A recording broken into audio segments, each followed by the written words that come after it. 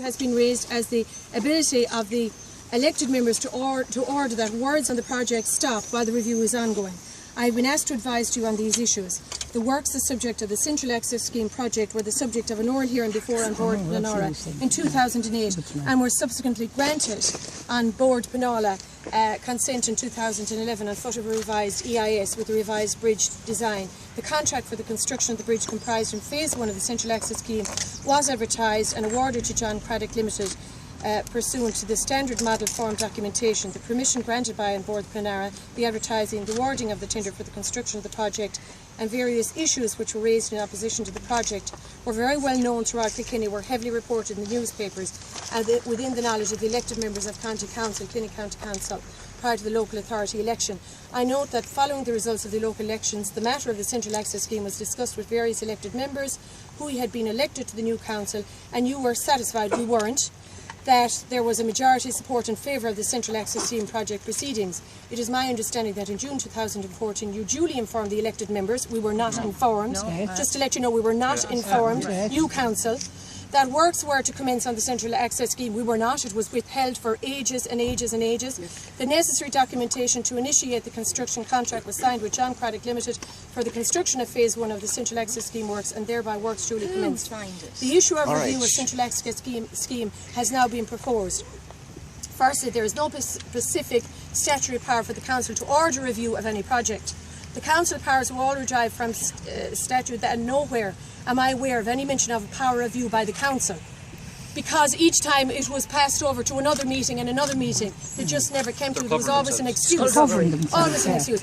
It is not defined anywhere, it has no template. There are no provisions for how such a review might take place. At best, it might be regarded as implicated by some of the general statements of unenumerated auxiliary powers cited in the Local Government Acts. What is clear is that such a review has no legal statute or consequence.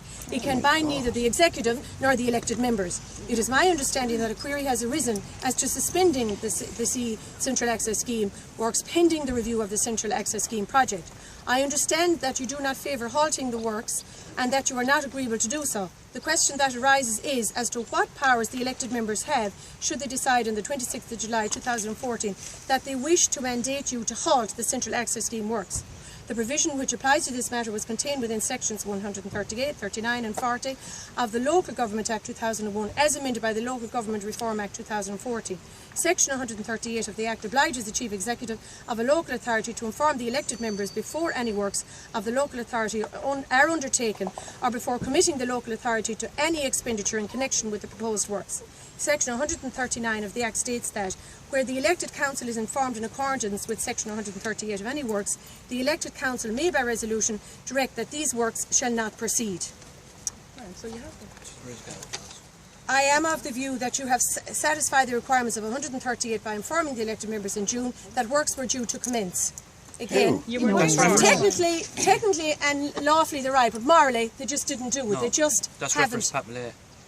Yeah, okay. However, the power conferred by Section 139 is not a power to halt works that have commenced, but rather it is a power to direct that works which have not yet commenced should not proceed.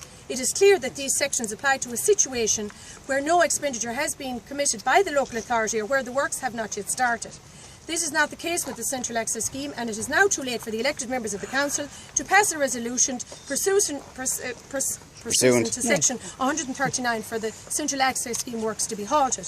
Section 140 of the Local Government Act 2001 as amended by the Local Government Reform Act 2014 states that an elected council may by resolution require any particular act, matter or thing specifically mentioned in the resolution and which the local authority concerned can lawfully do to be done. It is a requirement that such a motion must be given in writing to a Chief Executive signed by at least 2 elected members containing the text of the resolution and require that the proposed resolution be considered at a special meeting to be held on a day not less than 5 days. They said this today, not less than 5 days. Well, that's in the minutes anyway. So we had 3 days last time, now it's 5. It's getting better each time. The less than 5 days after the day on which the notice is received by the manager. Where a resolution is dutifully and lawfully passed under this section, the Chief Executive is obliged to cause the act, matter or thing mentioned in the resolution to be implemented. There is no such motion before the meeting of the 26th of July 2014, and accordingly no such resolution can be made on this date. Were such a motion received, its validity would be valid for further consideration. Accordingly, by way of summary, the Council has no specific power to review the Central Access Scheme. A review has no legal standing or legal consequences.